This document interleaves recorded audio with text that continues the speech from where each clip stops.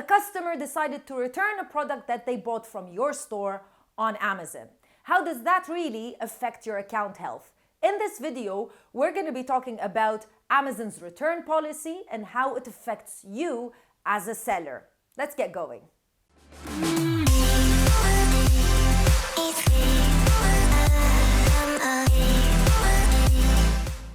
Amazon do have a fantastic 30-day, no questions asked return policy. When Amazon rolled out this policy, it was very controversial in the beginning, but now you see most online marketplaces have almost the same return policy and even sometimes an even longer extended period of time of 30 days where customers can return products, no questions asked. And I think that's the main reason why people like to purchase from Amazon, because they feel in case they don't really like the product, then they can return it and they can get their money back.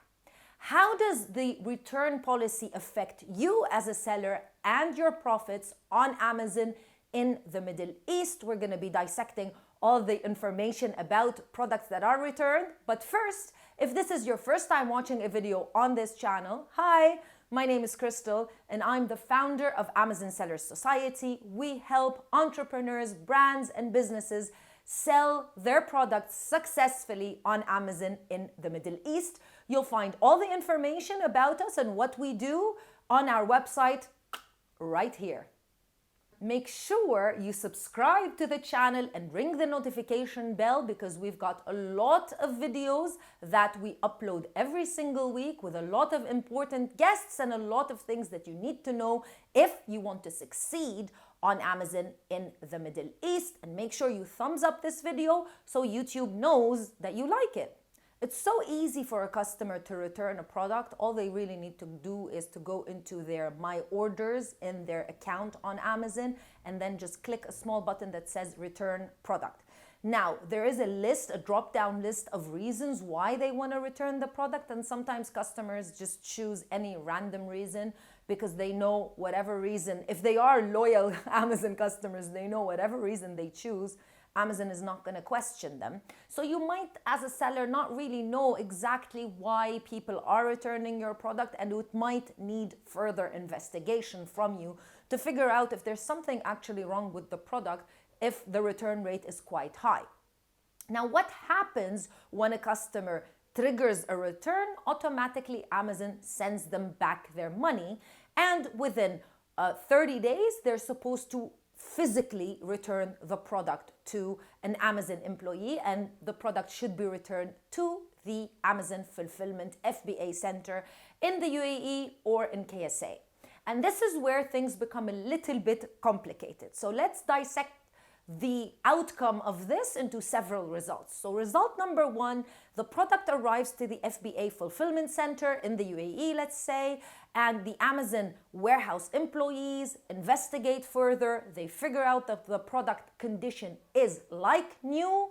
They return the products to your inventory and you're able to sell that product without taking a very big hit and a very big financial loss. But what will happen is, obviously, Amazon are going to remove any revenue that you made from that product from your Amazon account, and they will charge you the FBA fee because they have already picked and packed and delivered the product, even if the product was returned. So you are liable for that FBA fee, and that's why you don't want a lot of returns, because at the end of the month, it's going to be a little bit expensive.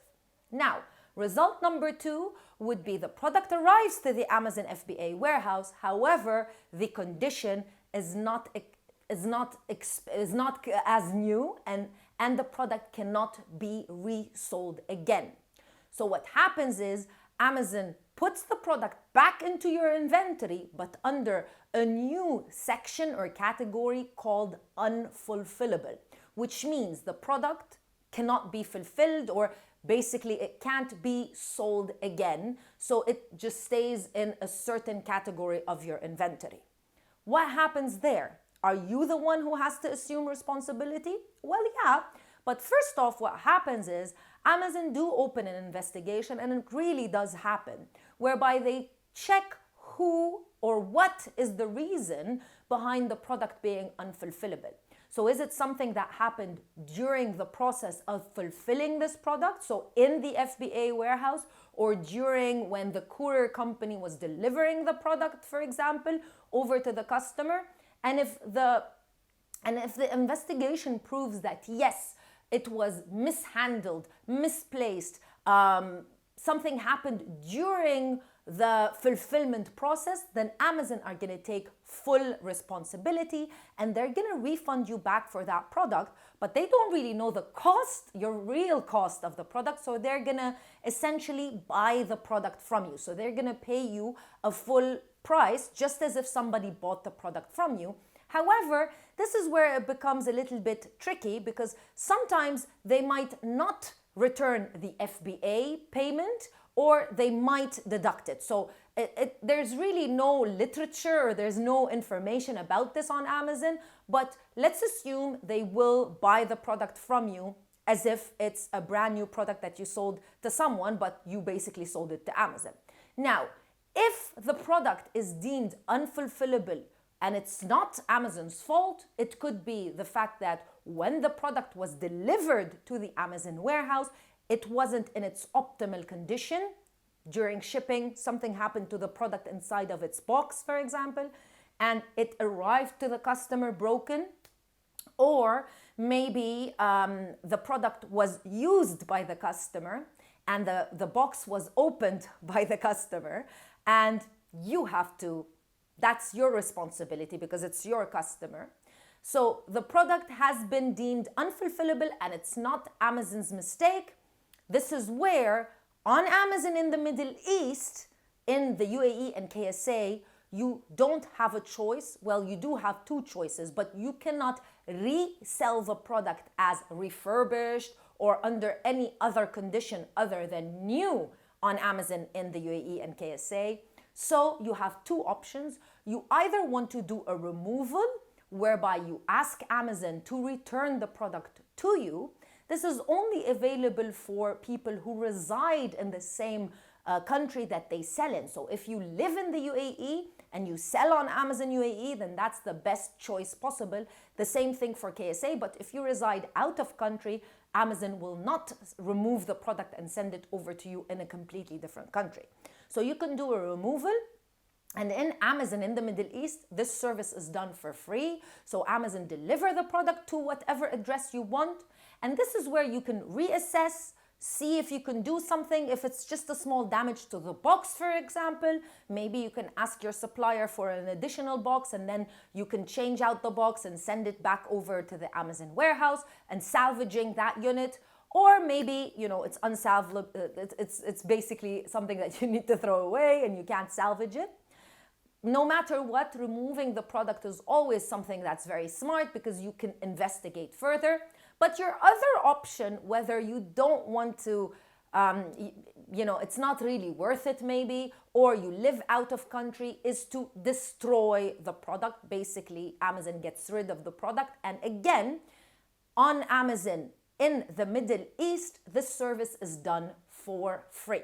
So you've got all of these options, but I would recommend definitely to remove the product if possible and do not keep it in your inventory as unfulfillable because you are still paying storage fees for that particular product, even if it's deemed unfulfillable. So make sure your return rate always stays at the appropriate number for Amazon, because anything over that is gonna definitely affect your account health. Now, there's a lot of reasons why customers might return your product, but returns are a natural part of selling online or selling in general. A lot of people sometimes impulse buy a product and they don't really figure out what the product is all about. So they might have bought it by mistake, or they just didn't know how to use it, or they didn't like it.